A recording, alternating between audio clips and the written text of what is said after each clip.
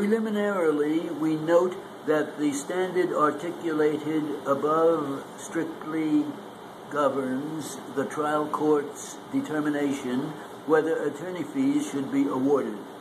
To the extent the trial court's commitments suggest or imply the attorney fees award was intended to punish the defendants or to coerce them to conduct their proceedings with greater precision and caution, such a consideration is foreign to the determination regarding whether attorney fees are warranted.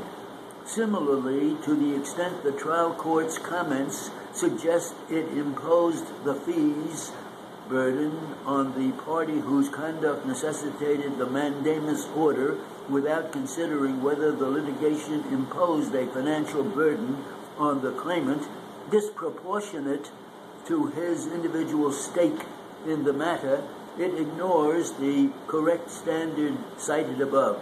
Rather, where the financial burden is disproportionate, it serves to underwrite successful litigation that effectuates strong public policy and obtains benefits for a broad class of citizens.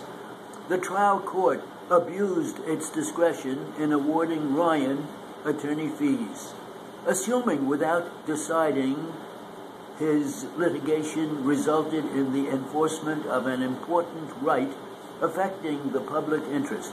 Ryan has not met his burden of showing that a significant benefit has been conferred on a large class of persons, or that the cost of his victory transcended his personal interest, such that the necessity of pursuing the case placed a burden on him disproportionate to his individual stake in the matter.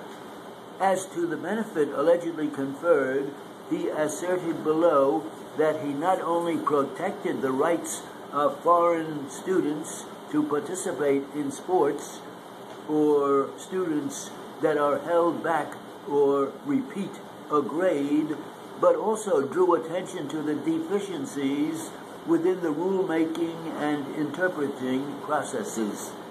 He thus declared that his actions benefited all students and sent the message, "Be fair in your rulings and treat all applicants equally." We think not. The trial court's ruling here does not constitute a ringing declaration of the rights of all high school student athletes. Rather, governed by its unique factual circumstances, this case was simply a substantial evidence matter involving Ryan's personal interests. The trial court found that the record did not support the denial of his eligibility based on either the 8-semester rule or the transfer rule. As to the latter, it appeared to the trial court that he was denied any consideration for a waiver, since the record did not reflect any evidentiary rulings regarding his eligibility for one. Moreover, the court found and voiced its concern during the fees hearing that the plaintiff, although a voluntary entity in character, had failed to act in a timely fashion with precision according to its rules and regarding its findings. In other words, Ryan's litigation goal was always to obtain athletic eligibility and compensatory damages. He accomplished the former, but not the latter.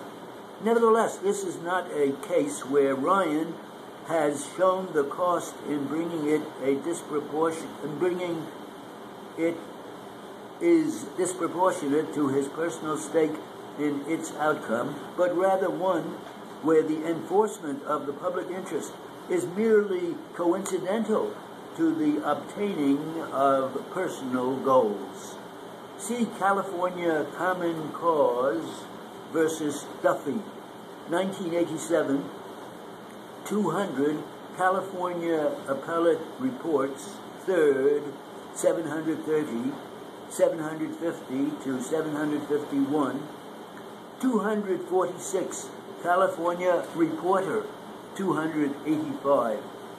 Although under the state due process analysis, an aggrieved party need not establish a protected property interest, the claimant must nevertheless identify a statutorily conferred benefit or interest of which he or she has been deprived in order to trigger procedural due process under the California Constitution and the Ramirez analysis of what procedure is due.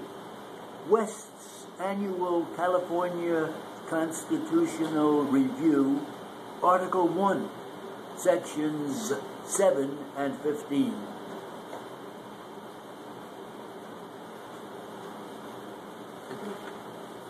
So, yeah.